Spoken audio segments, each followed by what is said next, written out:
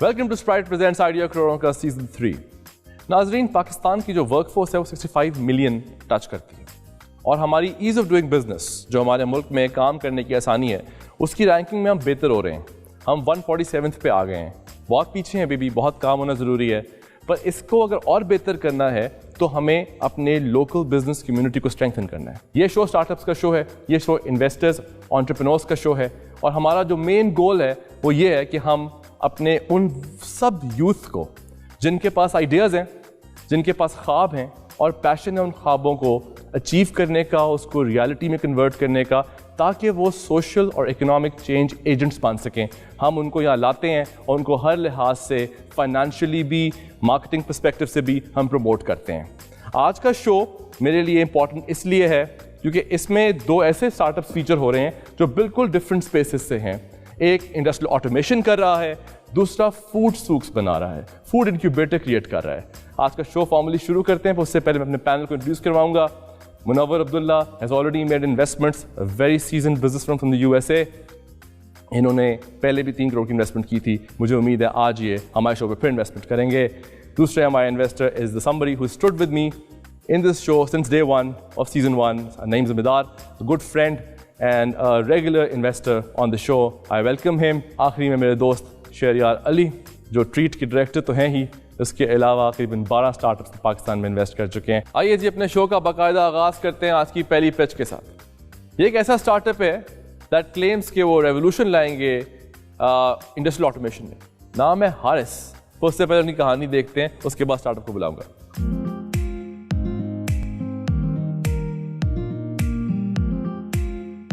मेरा नाम मोहम्मद वकास यूसुफी है, मैं हारिस का फाउंडर। मेरा नाम उमर यूसुफी है और मैं हारिस में प्रोडक्ट डिज़ाइनर हूँ।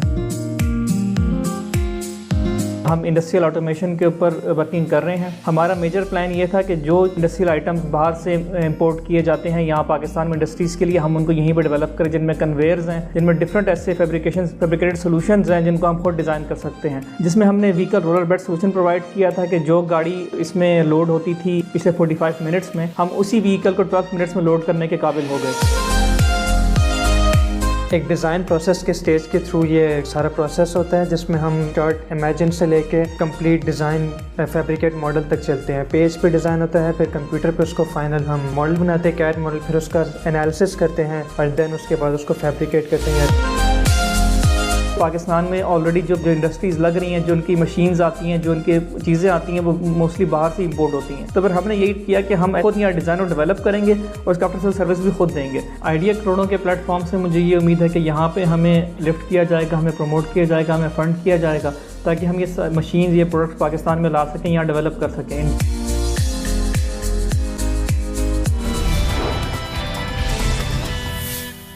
आए जी स्टार्टअप को बुलाते हैं और उनकी पिच सुनते हैं।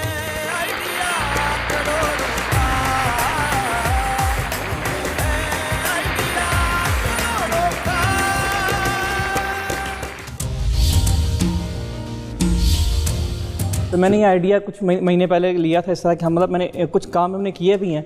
हमने 1-2 इंडस्ट्रीज़ को हमने देखा कि यहाँ पे ऑटोमेशन कम है इंडस्ट्रीज़ में, मतलब हमने कई प्रोसेस को देखा इंडस्ट्रीज़ के मुख्तलिफ प्रोसेस को। तो हमने इसमें हमें कुछ क्लाइंट ऐसे मिले जिन्होंने अपने बताए प्रॉब्लम्स लॉजिस्टिक्स में, उनके वहाँ ट्रांसपोर्टेशन में कुछ मसले थे। जैसे एक एग्जांपल ये है कि एक इंडस्ट्री है, वहाँ पे उनके वो बॉक्सेस लोड किए जाते थे एक ट्रक के अंदर, वो 3-4 लेबर के बंदे लोड कर रहे हैं उसको, तो तकरीबन उनको 45 to 50 मिनट्स लगे उस चीज़ को, एक ट्रक को लोड करने में। उनकी प्रोडक्शन ज़्यादा हो रही है, उनके बॉक्स मतलब उनको लोडिंग में बल्कि टाइम मसले आ रहे हैं। वो 3 साल से कोई ऐसा सोल्यूशन ढूंढ रहे थे, कोई चीज़ हमें मिले कि हमारा ये प्रोसेस फास्ट हो जाए। हमने मतलब जब शुरू किया, मैंने उनको विजिट किया, मतलब और प्रॉब्लम, ये प्रॉब्लम भी अपनी बताई कि ये मसला है हमारे साथ। तो फिर हमने उनको सोल्यूशन दिया कि वाई नॉट कि अगर आप लोग हमने उनको एक रोलर बेड बना के दिया, एक ऑटोमेटेड रोलर सिस्टम था जो गाड़ी के अंदर मैंने फिक्स कर दिया। अब उनको हमने पूरा सोल्यूशन बना के दिया उस चीज़ का। उसमें उनको ये फ़ायदा हुआ कि जो वो पहले बॉक्स बाई बॉक्स लोड कर रहे थे, अब वो पैलेटाइज लोडिंग लेके आते थे, उनको डायरेक्टली अपने उसमें व्हीकल में रख देते थे और वही व्हीकल जो 50 मिनट्स में लोड हो रही होती थी, वो तकरीबन ऑलमोस्ट आप 7 to 8 मिनट 10 मिनट्स में लोड हो जाती है। इसी चीज़ को मैंने प्रॉपरली हारिस का हमने किया कि हम चाहते हैं कि हमें इस चीज़ में आगे हम आएँ, इसमें प्रोटोटाइप्स बनाएं, क्योंकि इंडस्ट्रीज़ में, लॉजिस्टिक्स में और सिस्टम्स में उनके बहुत सारी चीज़ें ऐसी हैं जिनमें हम ऐसे ऑटोमेशन ला सकते हैं। अभी हमने जो काम किए हैं ये अब तकरीबन कोई 3 मिलियन का रेवेन्यू हमने इसमें कोई 18 मंथ्स के अंदर हमने इसके अंदर किया है। मैं करंटली 2 आइडियाज़ पर इस टाइम काम भी कर रहा हूँ, जो मैं इस पर रिसर्च कर रहा हूँ इस टाइम पे। उसमें ASRS है, automated storage and retrieval system. उसमें ये होता है कि एक वेयर हाउस है जैसे, अब जितने उसमें नंबर ऑफ ऑयल्स और स्टोरेज पैलेट्स की हुई होती है, लेट्स से अगर उसकी कैपेसिटी 500 पैलेट्स की है, अगर वही कंपनी ASRS में चली जाती है तो उसको दो फायदे होंगे। एक तो उनकी स्टोरेज डबल हो जाएगी क्योंकि इसमें फिर ऑयल सिस्टम नहीं होता, फिर सीधे स्टोरेज होती है, उसमें मशीन यूज़ होती है जो पैलेट पिकिंग करेगी, निकालेगी और वापस रखेगी उसी चीज़ को। और इसमें जो उनके वो फोकलिफ्ट यूज़ हो रहे होते हैं अब वो यूज़ नहीं होंगे, मगर इसकी प्रोटोटाइपिंग के लिए जारी बात है ये एक बड़ा प्रोजेक्ट है, इसकी प्रोटोटाइपिंग के लिए और जारी बात है फिर प्रोजेक्ट डेवलपमेंट के लिए जो फंड्स चाहिए, मतलब मेरा यही आस था कि हमें यहाँ पे सपोर्ट और fund. What is your ask, क्या अमाउंट मांग रहे हैं आप, कितनी इक्विटी देना चाहते हैं?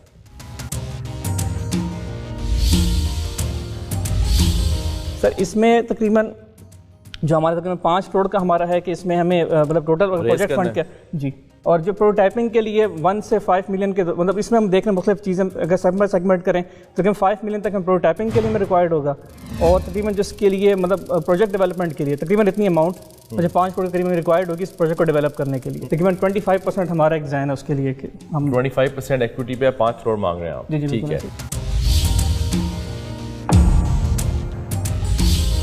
ये ग्लोबली कम्पिटिटिव बिजनेस है, ठीक है। ये चाइना में बहुत कंपनियां हैं, दुनिया भर में कंपनियां हैं जो चीज़ें बनाती है ऑटोमेशन के लिए।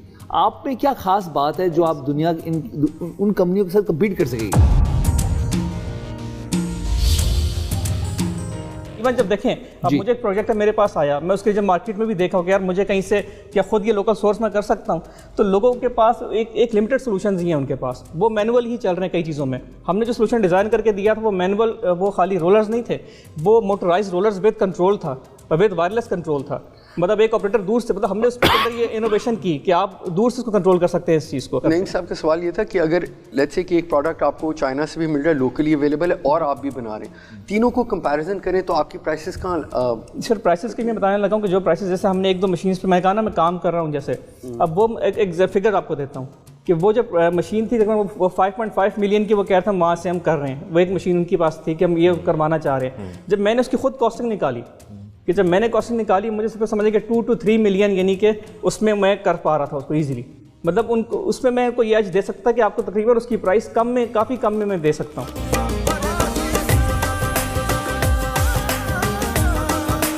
मुस्कुराए जा रहे हैं, आपको तो इंजीनियर बड़े पसंद है। सवाल मैं बैग में देखना चाहता हूँ कि बैग में क्या है। बैग में कैसा? वो असल में हमारे देख के मुस्कुरा रहे सर इसी के लिए ना मैं वही दिखाएं।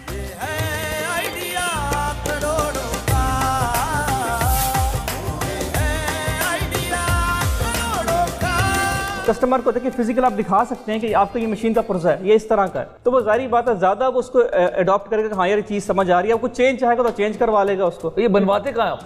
ये हमारी अपनी मशीन है सर, हम खुद डिज़ाइन करते हैं, ये मेरा सर डिज़ाइनर है। हाँ, जो ये तो 3D आ गया, लेकिन जो एक्चुअल मशीन होती है जी कस्टमर एंड वो कौन बनाता है?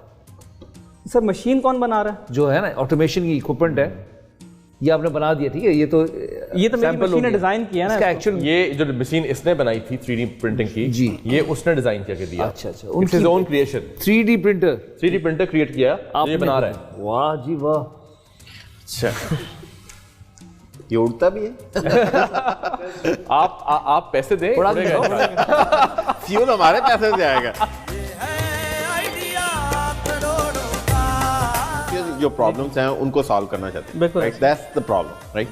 और हमारी इन्वेस्टर्स की तरफ से क्वेश्चन ये है कि प्राइसिंग पॉइंट आपका ऐसा है कि अट्रैक्ट कर सकें आप लोकल, और जिसके साथ आपने बड़ा प्रोजेक्ट किया, अगर कोई आप वायलेशन नहीं कर रहे उनके कॉन्ट्रैक्ट की, तो आप उसका नाम बता सकते हैं, कौन है वो कंपनी?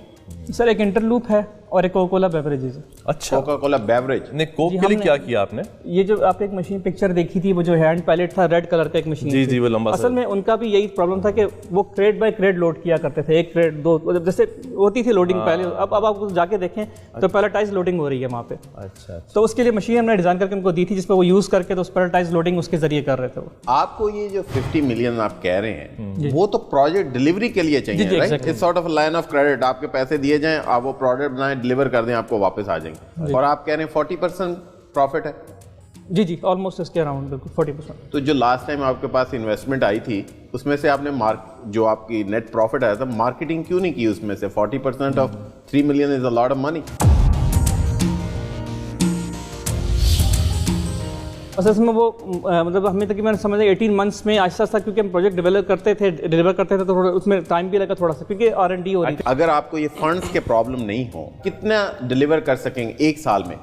10 मिलियन, 20 मिलियन, 50 मिलियन, कितना काम किया जा सकता है? तकरीबन इसमें आप कह सकते हैं अगर हम 19 जनवरी से हम काम शुरू कर लेते हैं लेट से, तो मुझे उम्मीद है कि हम लोग 30 to 40 मिलियन हम काम कर सकते हैं। 40 मिलियन का काम कर सकते हैं। 30 to 40 यानी कि हम इसमें टच कर सकते हैं चीज़ों को, इतना में है आइडिया इसमें। आपका सबसे बड़ा मसला पैसे हैं? एग्जैक्टली। आपको एक चीज़ पता ना, 30% से कम मैं इन्वेस्ट नहीं करता। तो अगर तो आप इसकी अपनी इक्विटी को बढ़ाएं कुछ, तो फिर मैं सोच सकता हूँ इसके बारे में। इन्होंने कितना, आपने 5 करोड़ 25% में मांगी थी, आप क्या देना चाहते हैं अगर आप ऑफर करें कुछ? 45%।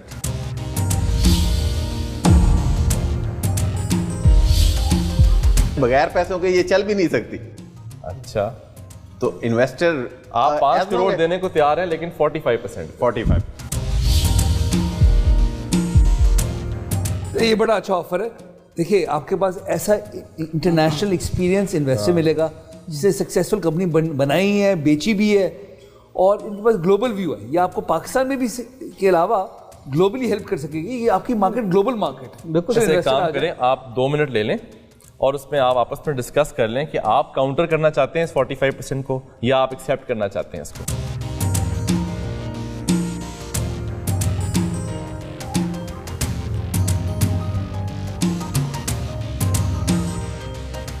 जी, क्या डिसाइड किया आपने जी? आपके इन्वेस्टर सामने आपका इंतजार कर रहे हैं, बोलिए। तो मैंने जैसे आपने कहा कि 30 से स्टार्ट लेते हैं, तो मेरा ख्याल 30 से ही स्टार्ट ले लें फिर हमारे। मेरा ख्याल है 40 पे आ जाते हैं, 5 करोड़। 35 पे फिर आई थिंक बेटर है, अगर आप इस पे ही कर लें मेरे साथ। 35% पे 5 करोड़। 5 करोड़ 35% पे।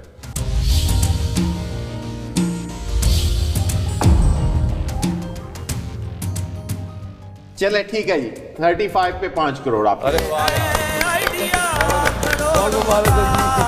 35% हमारे शो की आज तक की सबसे बड़ी इन्वेस्टमेंट है, 5 करोड़ रुपए।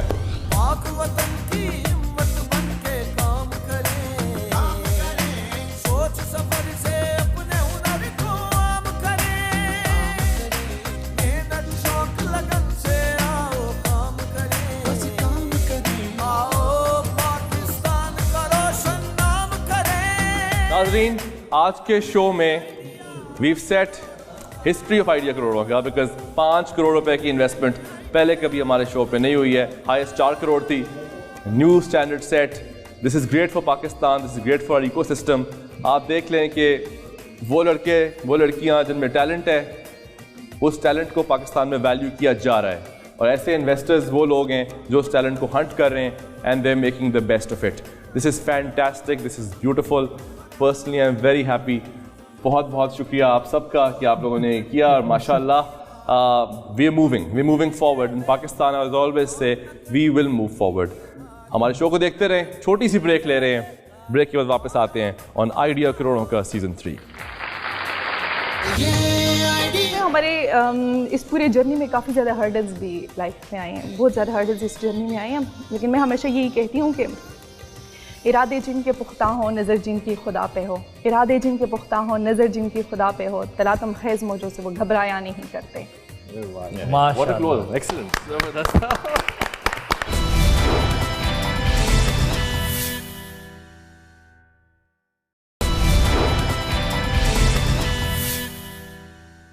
Welcome back to Sprite presents idea करोड़ों का सीजन 3। नाज़रीन, हिम्मत करो पाकिस्तान हमारा वो सेगमेंट है जिसमें पाकिस्तान के वो लोग जो इस मुल्क में कोई सोशल और इकोनॉमिक चेंज क्रिएट कर रहे हैं, हम उनको यहाँ लाते हैं, उनकी पजीराई करते हैं, उनको अप्रिशिएट करते हैं, और जिस तरह भी हम कर सकते हैं हम उनको सपोर्ट करते हैं। आज की जो कहानी है, ये एक ऐसी खातून की कहानी है जो KP से बिलोंग करते हैं। ये उस प्रोग्राम का हिस्सा थे जो कि KP गवर्नमेंट ने शुरू किया लम्ब स्कूल ऑफ एजुकेशन के साथ। पहले मैं एंटरप्रेन्योर को बुलाऊंगा, गुलमीना खान नाम है उनका, एक डे केयर चलाती हैं, लेकिन जिस तरह उन्होंने अपने आप को एस्टैब्लिश किया as a woman in KP, it's worth appreciating. उनकी कहानी देखते हैं और उसके बाद मैं उनसे यहाँ पे आके बात करूंगा।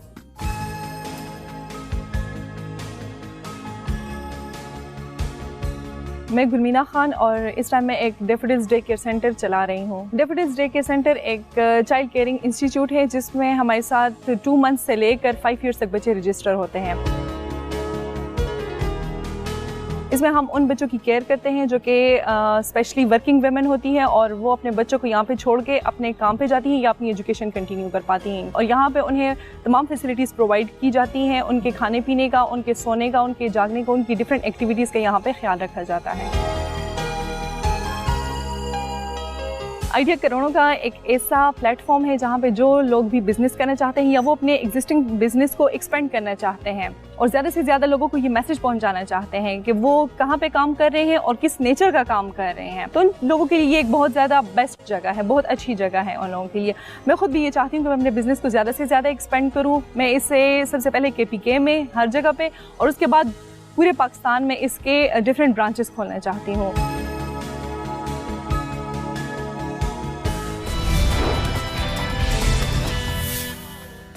हाँ जी, गुलमीना खान को बुलाते हैं, उनसे बात।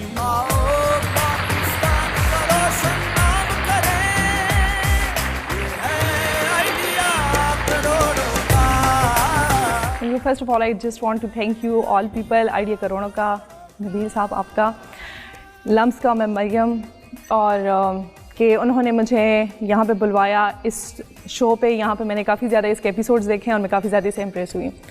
अपने बारे में मैं आपको बताना चाहूँगी, by profession I am a clinical psychologist, मैं जॉब करती हूँ। लेकिन साथ में अब जो हमारा नया प्रोजेक्ट स्टार्ट है डैफोडिल्स डे केयर सेंटर का, उसके बारे में मैं आपको बताना चाहूँगी। ये एक काफ़ी ज़्यादा लॉन्ग जर्नी से हम कह सकते हैं और इसमें सबसे ज़्यादा जो सफ़र हुई थी वो सबसे पहले मैं सफ़र हुई थी because I am a working women. मैं जॉब करती थी जैसे कि मैंने आपको बताया है और एक मैरिड वुमेन थी, तो मेरा सबसे बड़ा मसला मेरे बच्चों का था कि उन्हें मैं कहाँ पे छोड़ती कि अगर मैं जॉब पे जाती। सबसे पहले मेरी यूनिवर्सिटी लाइफ थी जब मैं अपनी एजुकेशन कंटिन्यू करती थी। छोटी एज में शादी हो गई, तकरीबन 18 ईयर्स में, बच्चे भी थे और साथ में अपनी एजुकेशन भी कंटिन्यू करना चाहती थी। घर में सबने कहा था कि एजुकेशन छोड़ दो, जो कि हमारे KPK में हमारे यही होता है कि शादी के बाद एजुकेशन छोड़ देते हैं, बस वो फिर ये बच्चे संभालते हैं और घर के काम काज करते हैं। लेकिन मैंने कहा था कि नहीं, और मेरे हस्बैंड भी काफ़ी ज़्यादा मोटिवेटेड थे, तो उन्होंने कहा था कि नहीं, अगर आप कर सकती हैं तो आप अपनी एजुकेशन कंटिन्यू करें। So I just wanted to continue my education. वहाँ पे फिर मेरा मसला मेरे बच्चों का आता था, तो मैंने काफ़ी ज़्यादा इसे सर्च किया था कि ऐसी कौन सी जगह होगी जहाँ पे मैं अपने बच्चों को छोड़ सकूँ, but I couldn't find such a place। तो at that time I just decided कि इंशाल्लाह मैं इस पे काम करूँगी। मैं ऐसे डे केयर सेंटर बनाऊँगी और काफ़ी ज़्यादा बनाऊँगी थोड़े थोड़े फासले पर, ताकि मदर्स आराम से वहाँ पे अपने बच्चों को छोड़ सके और वो फिर अपने काम पे जा सकें।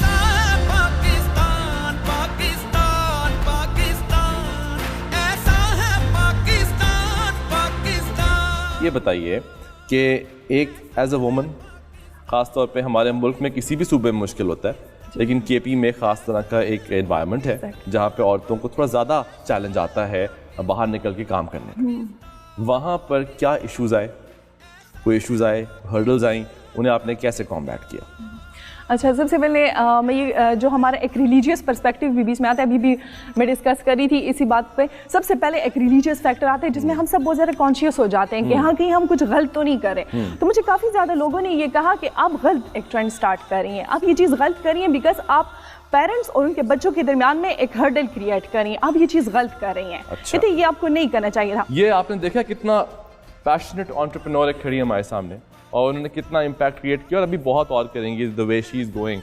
मैं इस प्रोग्राम की जो लीड है, जो मैं समझता हूँ इसकी हार्ट बीट है इस प्रोग्राम की, जिन्होंने रन किया इसको और सक्सेसफुल किया है कि आज ऐसे लोग हम तक पहुँच सकें, वो डॉक्टर मरियम चुगताई हैं, स्पेशली आई हुई हैं। मैं उनसे बात करना चाहूँगा, उनको बुलाते हैं यहाँ पे और पूछते हैं इस प्रोग्राम के पीछे उसका इथॉस क्या है और what is she trying to do with all this in future. आइए जी, मरियम, डॉक्टर मरियम को बुलाते हैं, उनसे बात करते हैं।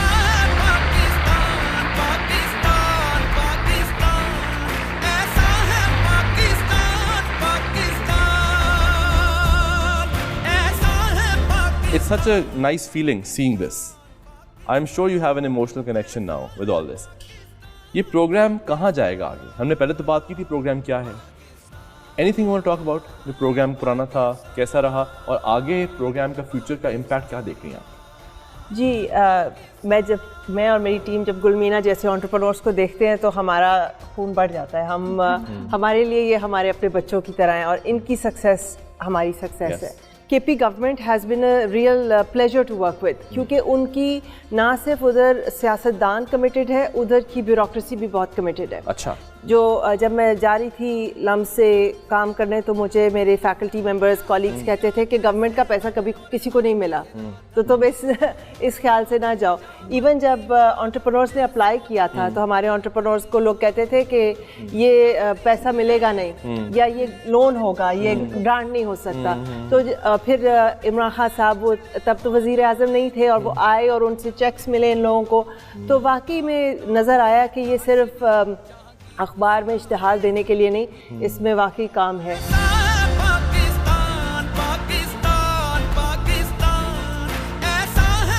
Excellent, thank you for this note. आपकी तरफ से ही एक छोटा सा जेस्चर जाता होता है। I will request all of you to come here, और आपको छोटा सा टोकन ऑफ अप्रिसिएशन देने लगे हैं। I just want to add something जी, कि इसमें हमारे इस पूरे जर्नी में काफ़ी ज़्यादा हर्डल्स भी लाइफ में आए हैं, बहुत ज़्यादा हर्डल्स इस जर्नी में आए हैं, लेकिन मैं हमेशा यही कहती हूँ कि इरादे जिनके पुख्ता हो, नज़र जिनकी खुदा पे हो। इरादे जिनके पुख्ता हो, नज़र जिनकी खुदा पे हो, तलातम खेज़ मौजों से वो घबराया नहीं करते।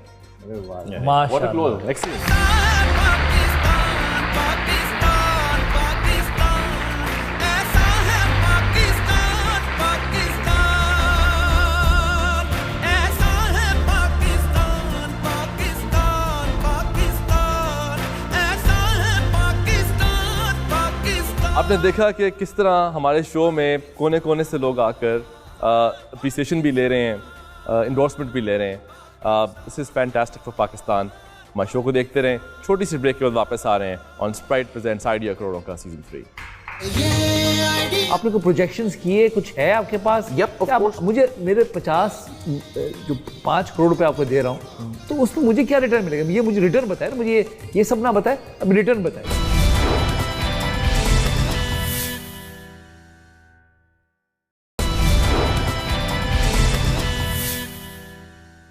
Welcome back to Sprite Presents Idea करोड़ों का सीजन 3। नाजरीन, it's a fantastic episode. Historic investment हुई है 5 करोड़ की पहले स्टार्टअप में आज के शो के। अब दूसरे स्टार्टअप की बारी है। ये वो स्टार्टअप है जिसको अपने आप को आप कह सकते हैं it's a food soup. Company का नाम दरवेश है। कहानी देखते हैं, उसके बाद मैं एंटरप्रेन्योर को यहाँ बुलाऊंगा।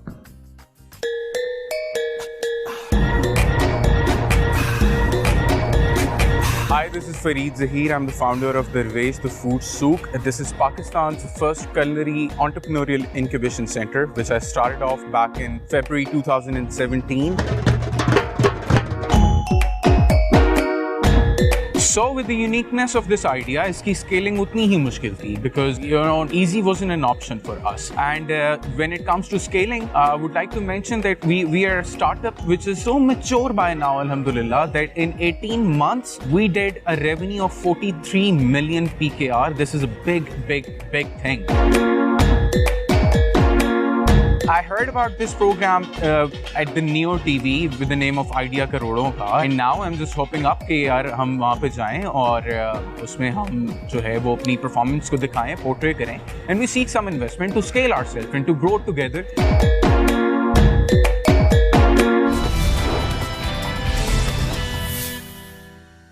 हाँ जी, दरवेश की पिच सुनते हैं।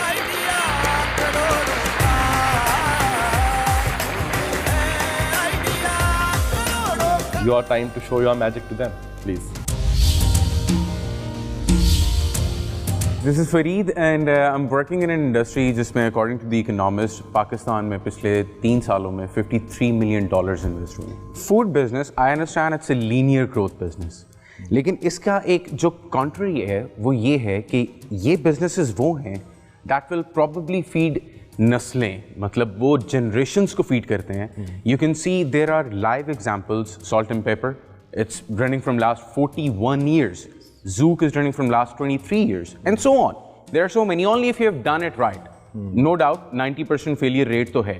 Whereas when I started off, I was just job से 11 साल नौकरी करके, तो I was like, मैंने कुछ अब करना है अपना, so that I can leave something behind rather just going away as anyone went by and passed by. So I started up this thing when I had only 8 lakh rupees in my pocket. And that was because I had to sell one of my car to do the business. I sold that thing and I acquired that land. But when I was doing the development, I was totally drained financially, emotionally, and what so not. And that's the point where I decided to change the business model entirely. The restaurant model is a separate thing, which is I'm still running. And by the way, in last 19 months, we have done 43 million revenue. Restaurant part is the side from where we are actually earning our revenues and netting it and doing whatever the math is. But there is a different side of Darvesh. Darvesh is Pakistan's by far first culinary entrepreneurial incubation center.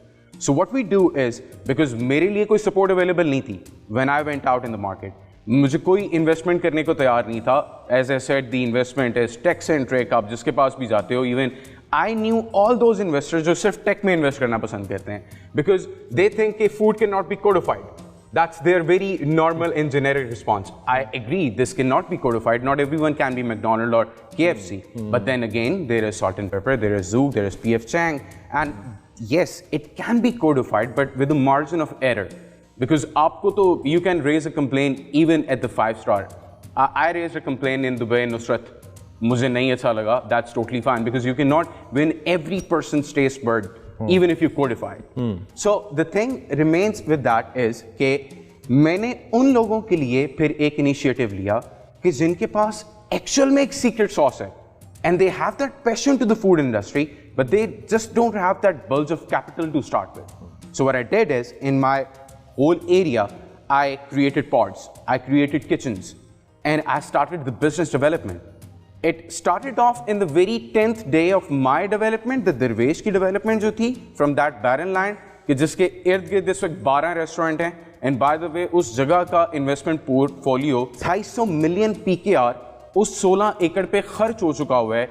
And one more achievement Darvesh hold is, कोई भी restaurant जो उसके इर्द गिर्द बना हुआ है, वो जो रेस्टोरेंटियर है, वो जो ओनर है, वो सबसे पहले हमारा क्लाइंट था.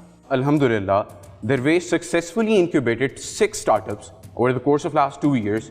5 of them are still running and in profits. One of them has already attained an investment from the very floor. Unke usi floor se, Darvesh ke floor se, there is a venture called Dragon Bowl. They serve Chinese and Thai cuisine. So they raised money from that floor, and now they're about to open up 3 takeaway outlets in Gulberg in January 2019. So this is a big thing. From my angle, looking at them growing and looking at myself growing is a big thing. So Fareed, why are you here? What are you seeking, and what do you want to use that for? So 50 million, and why is to pimp up the current facility and to replicate 2 more facilities like this in Karachi and Islamabad. 25% is what I will offer at the moment. And negotiable hai? Not really, because you're acquiring 25% of a company which is making 40 million in 2 years of the first 2 years of commencement. So it is not really negotiable. But maybe if you offer me 60 million, I'll raise it up.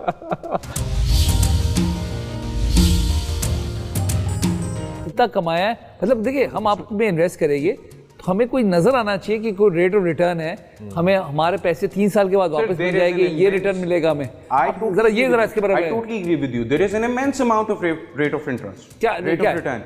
You can secure from 20 to 30% as far as the netting is concerned. ठीक है. And one more thing. मैं तो आपके 5 करोड़ रुपए लगाऊंगा आपके ऊपर. ठीक है. मुझे 5 करोड़ रुपए मुझे क्या मिलेगा अगले चंद सालों में, और मेरा रिटर्न क्या है? मैं इसको इस तरह से एक्सप्लेन करूंगा कि 43 मिलियन के रेवेन्यूज हैं हमारे 20 महीनों में. They are just by serving 1 revenue. 4 revenues होते हैं फूड इंडस्ट्री में: breakfast, lunch, high tea, dinner. We are only serving dinner. Let's not forget it.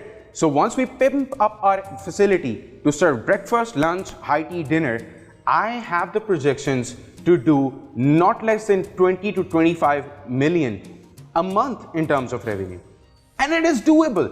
I mean, I won't be able to say the name here, but there are restaurants who are doing 50 million in a month. 50 million in a month, that's a crazy figure. And का net margin क्या है इसका? Net margin can fall anywhere between 20 to 30%. That is a conservative figure, by the way. Those who are doing 50 million a month, they have more chunk to, net. They are netting around 33-35% a month.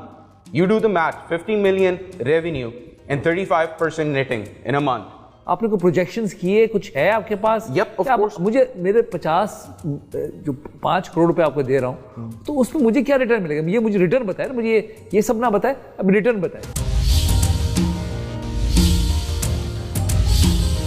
आपको in numbers, you want to ask the return in numbers? Yeah. So in numbers, it's very simple. My projection is after the post-money projection. The post-money projection is to secure at least 20 to 25 million in terms of revenue in 1 month. All right. And if we do the good math, we secure 30% of it as netting.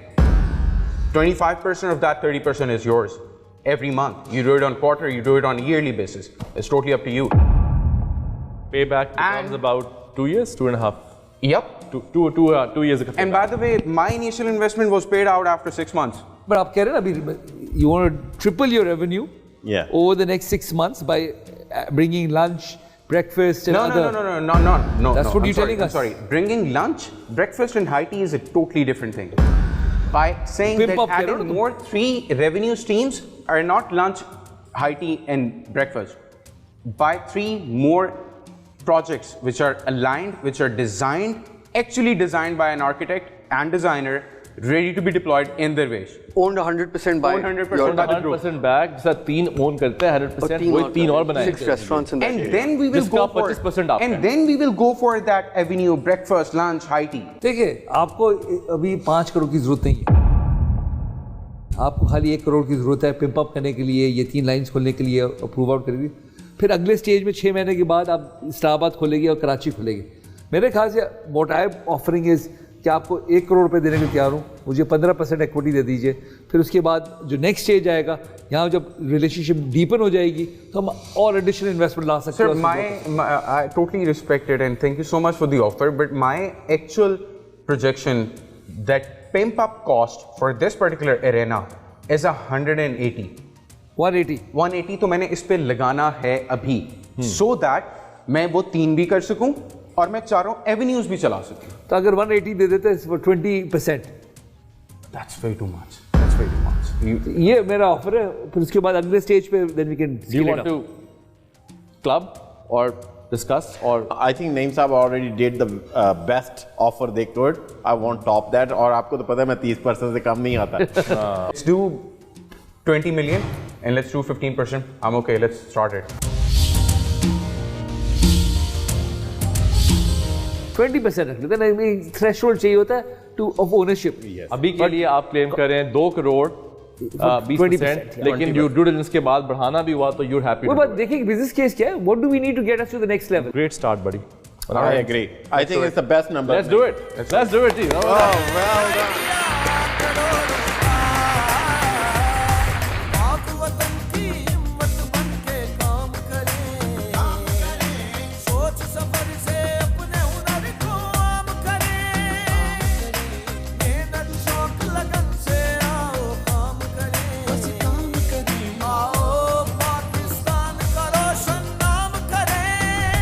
नाजरीन, what a fantastic show.